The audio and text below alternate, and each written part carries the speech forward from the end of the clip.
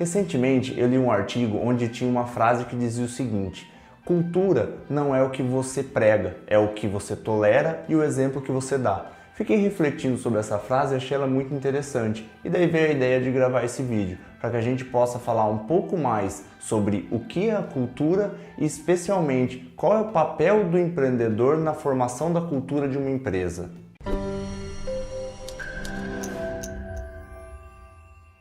Salve, salve família, tranquilidade? Marcelo Pinazza aqui, dessa vez de casa nova, será cenário novo. Esse aqui vai ser o nosso estúdio para os próximos vídeos do Movimento Impacto Global.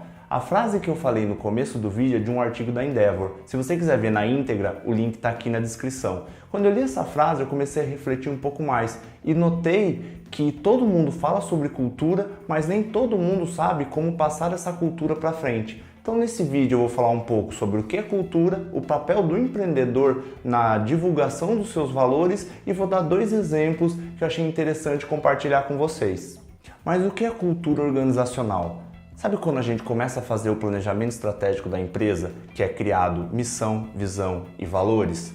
A cultura é mais ou menos uma soma de tudo isso, mas principalmente focado nos valores. Só que o que são os valores? Os valores é tudo aquilo que não é negociável, é o que está no DNA da empresa, é o que está intrínseco em quem criou e montou essa companhia. É importante, existem vários tipos de valores, cada empresa tem a sua, pode ser ética, também pode ser pontualidade, pode ser transparência, cliente em primeiro lugar, cultura de feedback, ou pode ser uma junção de várias. É importante você, empreendedor, saber exatamente o que você queria quando criou a empresa e o que você espera daqui para frente. Lembrando que os valores da empresa são questões que não são negociáveis. Não existe o fato de, meus valores são a ética, só que ela funciona para algumas coisas positivamente e para outras negativamente. Ou você tem esses valores ou você não tem. E por que isso é tão importante? Porque esses valores, eles acabam vindo do empreendedor. Então, no momento de você montar uma empresa, você precisa ter muito claro o que você deseja que a sua organização passe para o mundo e, principalmente, o que você deseja que as pessoas que trabalham nela tenham de valores, pois é esse reflexo que o seu cliente vai sentir. O papel do empreendedor não é somente comunicar a cultura, ele precisa ser a cultura e, além disso, ter gestores de uma equipe que também propaguem a cultura. E qual é a forma mais fácil disso ser propagado? É claro que é pelo exemplo. Se você for o exemplo do que você quer que as outras pessoas façam, você já tem um caminho muito grande percorrido. Mas só o exemplo não funciona. Você precisa ter ferramentas para implementação de cultura e principalmente indicadores que mostrem se a sua cultura está sendo seguida ou não. Um exemplo que eu posso te dar: imagina que na minha empresa uma das culturas é a pontualidade. Sou uma pessoa muito rígida contra isso e sempre sou pontual. Vai adiantar de alguma coisa se eu for pontual em todas as reuniões ou todos os compromissos, só que algumas pessoas da minha equipe não forem e eu tolerar isso? Então não adianta só eu dar o exemplo. Eu preciso não tolerar quem saia dessa cultura. E a partir do momento que você é o exemplo dessa cultura, que você tem ferramentas para propagar isso, que você não tolera que as pessoas fujam, mesmo que seja um pouco, desses tipos de valores, automaticamente você vai enraizando esses pensamentos e a cultura vai ficando cada vez mais forte. Para resumir tudo que eu falei aqui, eu vou dar dois exemplos sobre modos de não se fazer a cultura. A primeira delas foi que eu vi numa empresa recentemente. Uma das culturas que era dita lá dentro era a cultura do feedback. Só que quando eu comecei a olhar mais de perto, notei que existiam ferramentas de feedback, técnicas de feedback. Até abrindo um parênteses, vou fazer um vídeo depois sobre algumas técnicas que acho muito interessante compartilhar com vocês. E o que acontecia?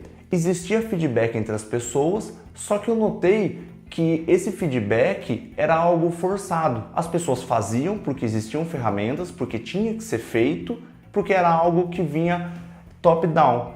Mas na verdade, por que as pessoas encaravam como algo que precisava ser feito? Porque quando o feedback era para com alguns gestores, alguns diretores, eles não aceitavam de imediato.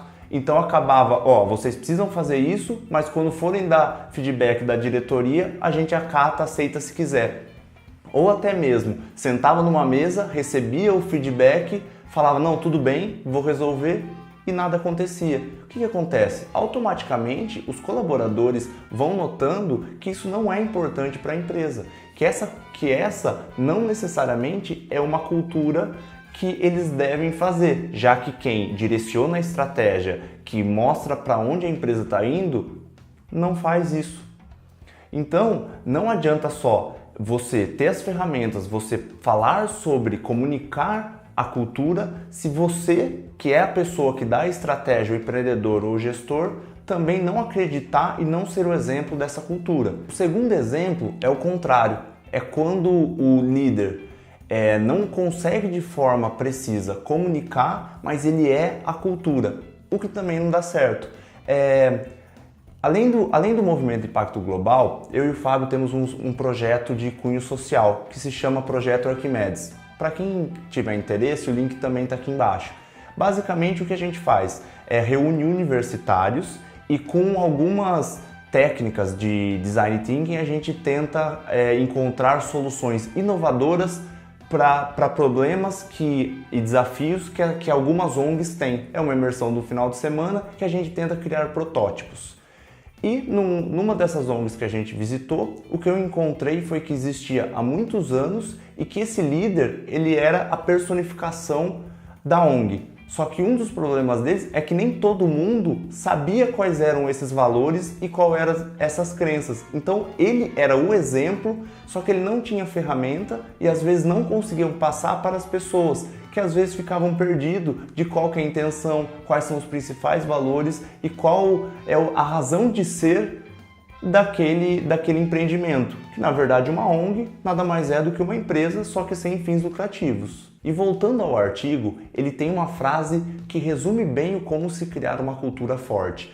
Você como empreendedor fala o que acredita, o que tolera e por meio de exemplos de demissão e promoção, através de muitos anos, você consegue criar uma cultura forte. Ou seja, é um resumo de tudo que eu falei até agora. Você, como dono da cultura, dá exemplo, faz, mostra para todo mundo que é assim, que é isso que você acredita, você começa a bonificar e levantar quem também segue essa cultura e, infelizmente, é necessário tirar quem não segue essa cultura.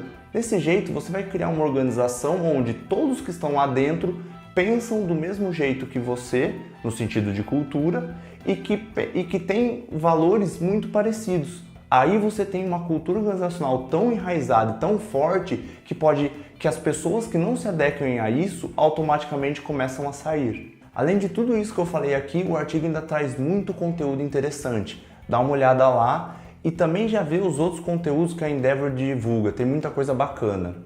Gostaria de pedir para que você comentasse e desse feedback se esse tipo de conteúdo sobre cultura organizacional é interessante para você. Assim, já canaliza para o que é mais interessante, a gente cria cada vez mais vídeos falando o que você quer escutar. Também, para evitar que você perca ou não fique sabendo, se inscreve no canal. Assim, toda vez que a gente subir um vídeo, você vai ser notificado no e-mail ou pelo celular. Gostaria de agradecer muito de você ter ficado com a gente até o final. Valeu, tamo junto!